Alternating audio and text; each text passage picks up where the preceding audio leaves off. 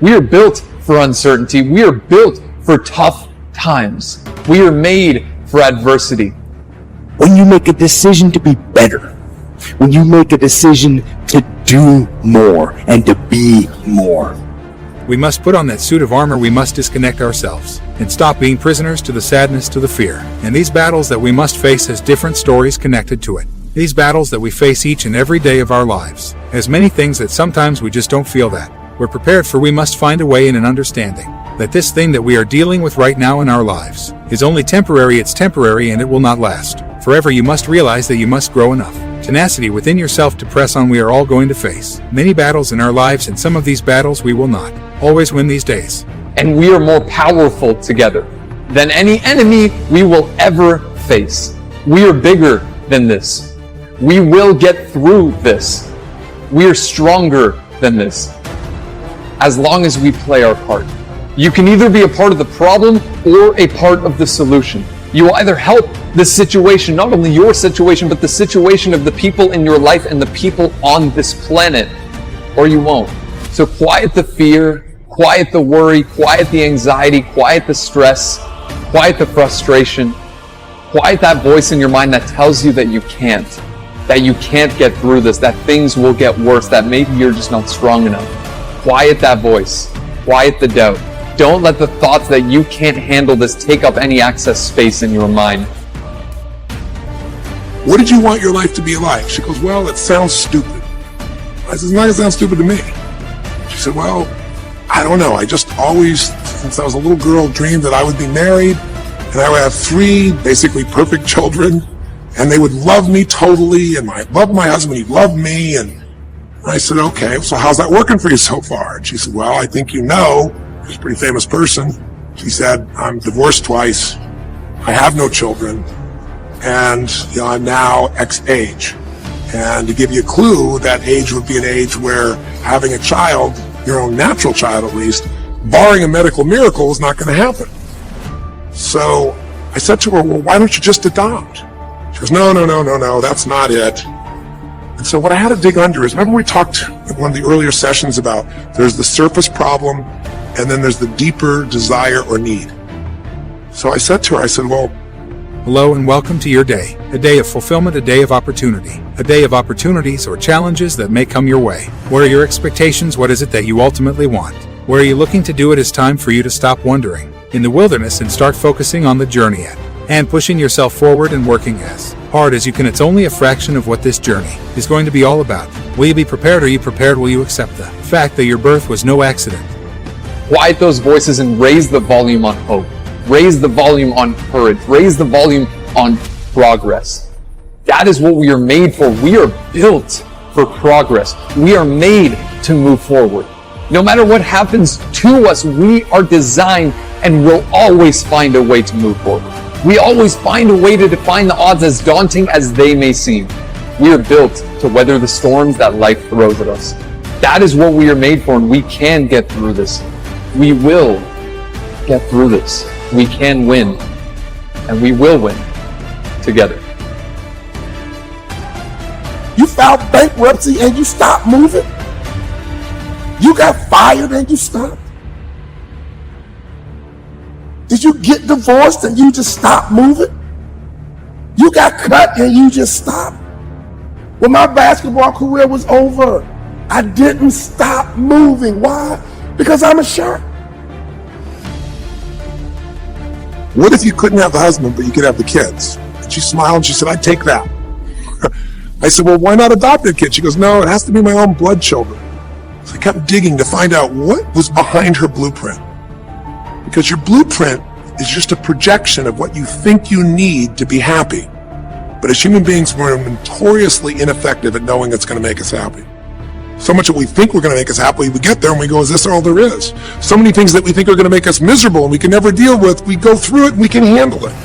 We're not good at projecting these things. All kinds of studies will show this. So I said to her, well, what are you hoping to get from these 3 children? Why do they have to be your blood children? And she finally said, well, if they're my blood children, I know they'll always love me. They'll never leave me. What was she looking for? Unconditional love. She had this big blueprint that said, White House, picket fence, 3 children, perfect husband, all these different things. But what was behind that was a need to feel like she could have love that would be certain and wouldn't go away. What makes life so unique and so beautiful? It is beautiful because whatever you have that you may be facing, what you may be dealing with, life is still good. Life has so many moving parts, but life is always good. Every day is a new day and another opportunity that others may not have. This life that you have been given, this life that you are temporarily holding on to, this life that has been just given to you for only temporary reasons, has more meaning than you can ever imagine. So many people in the world take life for granted instead of realizing that you have to take the opportunity to live it. Because it's going to be a forever company. It's not something we're looking to just build up and sell. And so if it's going to be a forever company, what are the things it would have to accommodate? And for me, there are 2 pandemics that I believe is my calling to address. Pandemic 1 is the pandemic of the body. You got people 200-300 pounds overweight and they're dying of malnutrition. Really impacted my family. I've already lost people that I love to food, essentially. Didn't want to lose more. But the other is the pandemic of the mind. And you've got people who, on the sort of bright and cheery side of the spectrum, just feel lost, feel that the system is corrupt and broken.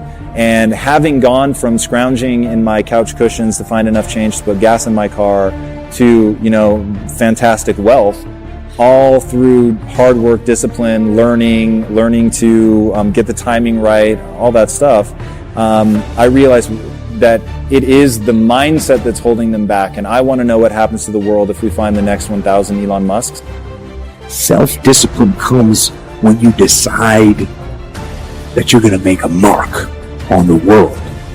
And if you think that you're not disciplined or you can't be disciplined, it's because you haven't yet decided to be disciplined.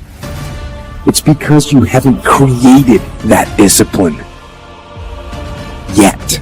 So make the decision, make the commitment. Discipline, the root quality that will improve every aspect of your life. And it'll make you better and stronger and smarter and faster and healthier. And most important, like what happens, I've worked a lot in the inner cities from, I big brothered for 8 years when I was younger and saw what it really, really means to grow up hard. And I big brothered for this kid who was adopted and being abused, and I was the ward of the court when they took him away from his family and saw him through that. So I've seen like the real impacts of generational poverty. And then when we were doing manufacturing in the inner cities, again, working with people that just really, really have suffered at the hands of what I call generational poverty, which is a mindset. It has nothing to do with money. I mean, it echoes in money because they don't understand it and they don't know how to escape that sort of vicious cycle of keep your head down, do as little work as possible, and avoid punishment. But so that I wanted to be able to do that, and I feared that I wasn't going to be able to make the two gel, and that it would be bolting something on to this thriving, beautiful, amazing business. I didn't want to confuse it, but for me, like that's a must in my life. It'll make you free. There are no shortcuts. There are no hacks. If you want to take the easy road, I promise you it's longer and more painful than the hard road. I know. I've lived it. I've ventured down the easy road at times in my life, and it never led to anywhere good. The positive things in my life always came when I faced the biggest challenges. I joined the Navy. I took the hard road in the Navy and made it into the SEAL teams. There, I had the honor of leading men in combat. I learned some lessons along the way, lessons that have been tested on the battlefield and when implemented lead to success in any arena. One of the best things I've learned is that anyone has what it takes to travel the hard road. There are many different animals, creatures that roam throughout this desert, and things out here get eaten or they eat. And you have to ask yourself, which one are you? Because no matter what's going on out here, the art of survival is to survive, to live, and that's what these animals do. So what kind of animal are you? Are you really hungry? Are you driven? Are you determined? Do you want it? Are you going to do everything that is necessary to get it? Because there's no pity out here in this desert if you don't go after what it is that you are seeking to satisfy your hunger.